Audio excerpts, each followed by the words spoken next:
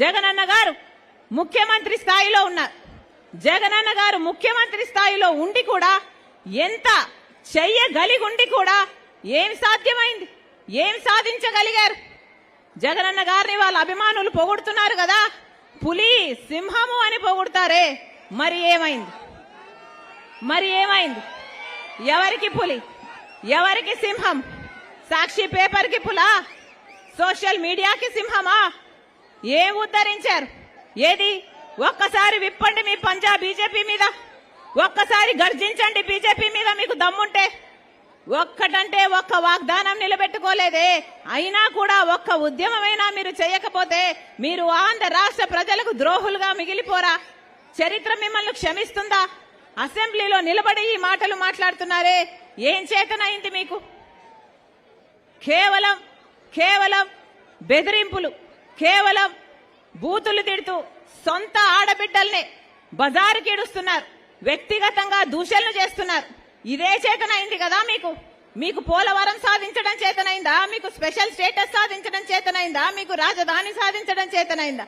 మీకు పరిపాలన చేతనైందా? ఇది పాలన అంటారా? దిక్కుమాలిన పాలన అంటారా?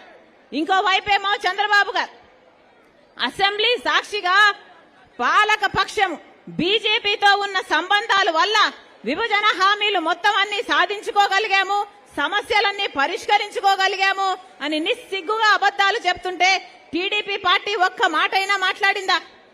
తెలుగుదేశం పార్టీ గురించి చూస్తున్నాం. చంద్రబాబు గారిని వాళ్ళు పిలిచారట, ఢిల్లీ వాళ్ళు పిలిచారట, ఈయన పరిగెత్తుకుంటూ పోయాడట. ఇది విచిత్రంగా లేదా? పోనీ పరిగెత్తుకుంటూ పోతే పోయాడు, పొత్తు పెట్టుకుంటే పెట్టుకున్నాడు. అయ్యా మాకు స్పెషల్ స్టేటస్ ఇస్తేనే మేము పొత్తు పెట్టుకుంటామని ఒక్క కండిషన్ అయినా పెట్టుకోలేకపోయాడా? అది లేదు. ఎందుకంటే ఆయనకు చిత్తశుద్ధి లేదు కాబట్టి.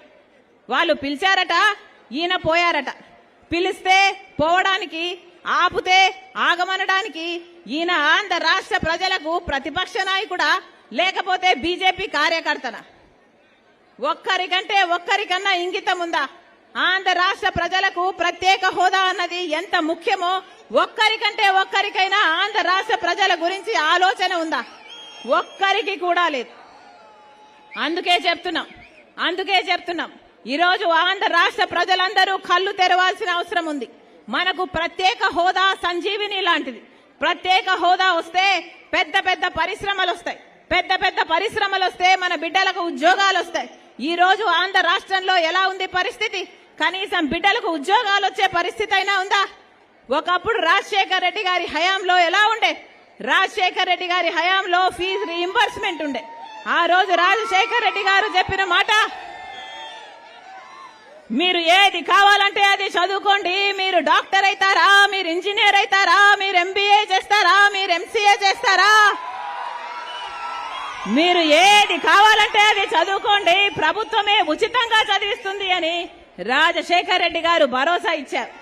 ఆ రోజుల్లో ఎంతమంది బిడ్డలు ఎంబీఏలు ఎంసీఏలు ఉచితంగానే చదువుకున్నారు, డాక్టర్లు ఇంజనీర్లు అయ్యారు. ఈరోజు లక్షణంగా ఉద్యోగాలు చేసుకుంటున్నారు. ఇప్పుడు ఫీజు రీయింబర్స్మెంట్ లేదు.